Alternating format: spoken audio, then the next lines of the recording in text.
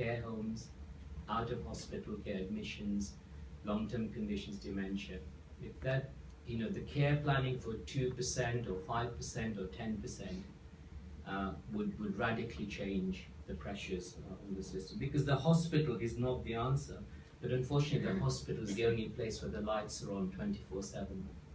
The rest of the system tends to finish at 6:30. My third point is new models of care. I today urge every health economy to consider co-location of palliative care specialists with oncology, with acute medicine, geriatrics, and general practice. Have palliative care doctors doing the acute post-stay ward rounds. There's far fewer of you, really. I think we need many, many more. And I've seen patients with heart failure or COPD. The care has been, for palliative care has been transformed by the involvement of palliative care doctors, actually. Even though they were under generalist care, actually, it really led to new interventions and quality of life really improved. And this is called the dual track model of palliative care. So dual track meaning the generalists and specialists in palliative care share the same clinic space. And you can read more about it at the New England Journal of Medicine. There's no reason why we shouldn't really do this. My fourth point today of the 5-point plan is workforce development. In our area, there's 1,000 nursing vacancies. There's a hospital community, and the community is 250. We don't really know about primary care. We're trying to get data about that.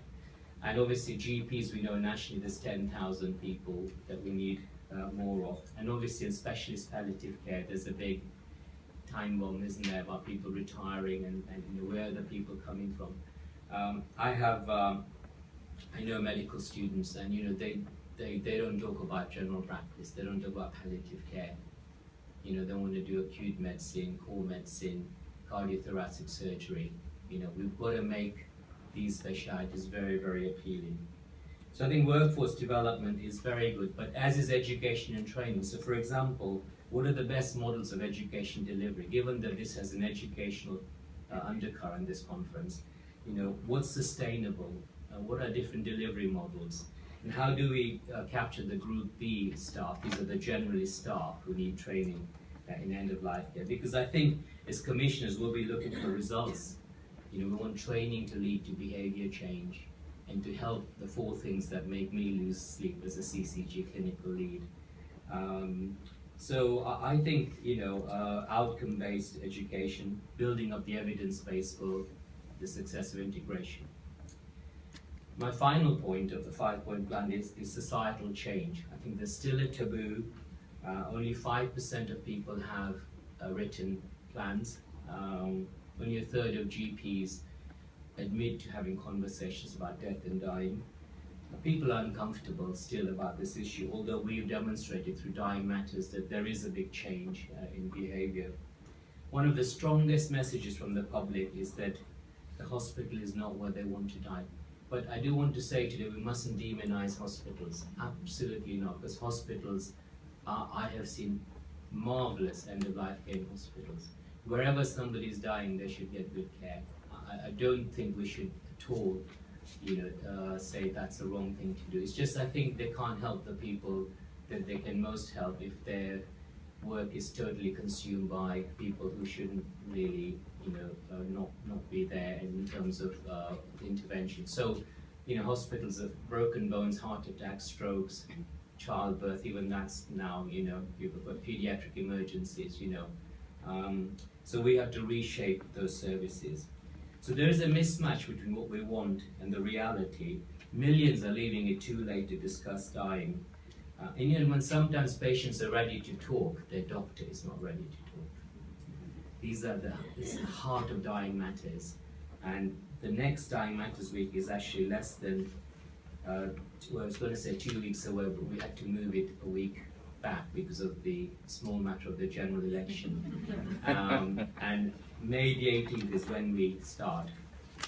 So let me make a few concluding remarks. I am optimistic. We are making progress. Things are improving. We do have the best palliative care services in the world, particularly our wonderful hospices. But as I've outlined, we have more work to do. But imagine a future where we don't have to battle constantly to justify education and training, and where there's time to care, where there's a routine process that supports good end-of-life care. And as we speak, discoveries are being made already. There is a golden partnership between education, training, and research.